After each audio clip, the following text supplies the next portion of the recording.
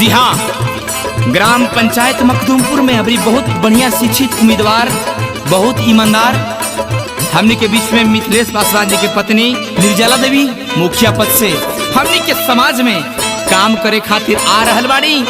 तना ले वोट से जितावे के बाद विकास करवावे के बाद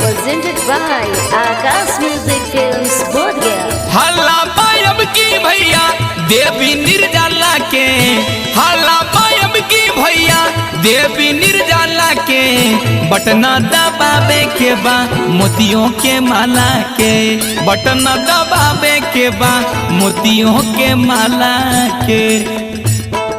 मखदूमपुर पंचायतवा में देवी निर्जला के, मखदूमपुर पंचायतवा में देवी निर्जला के, बटन दबावे के बा मोतियों के माला के, मुखिया बनावे के बा देवी निर्जला के, बटन दबावे के बा।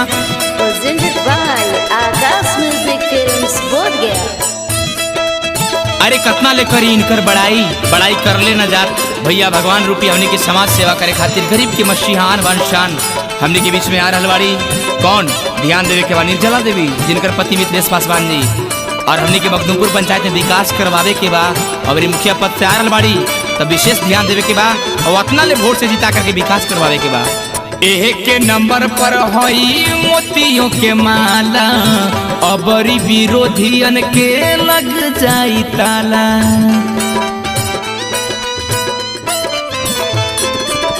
एक नंबर पर हई मोतियों के माला, अब की विरोधियन के लग जाई ताला।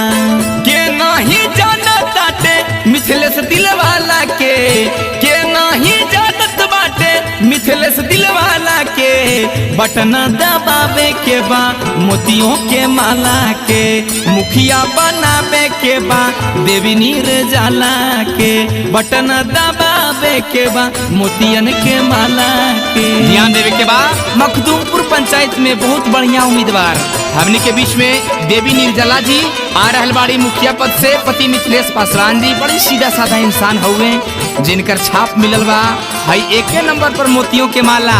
तो अबरी विरोधियन का लगा देवे के बताला और उतना वोट से जितावे के अब विकास करवावे के बाद। निर्जला देवी जी के पति मिथिलेश जी बड़ी सीधा साधा बाड़न, कहीं का विशेष जी।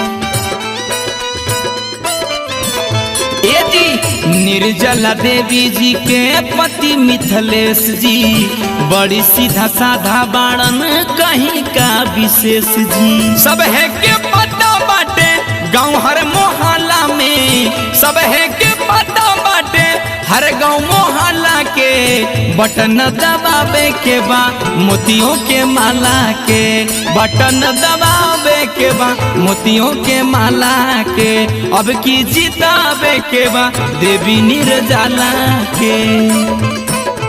जी समाज सेवी, समाज सेवक हमने के बीच में, जिनकर पति मिथिलेश जी, पत्नी बाड़ी आप सबके बीच में देवी निर्जला जी, जिनका छाप मिलल बा मोतियों के माला एक नंबर पर बा। तो भैया अबरी में अपने घर में बताव और विकास करवावा, जिताव। गरीब के इज्जत गरीब करेला, बड़ी नसीब से ऐसन मुखिया मिलेला।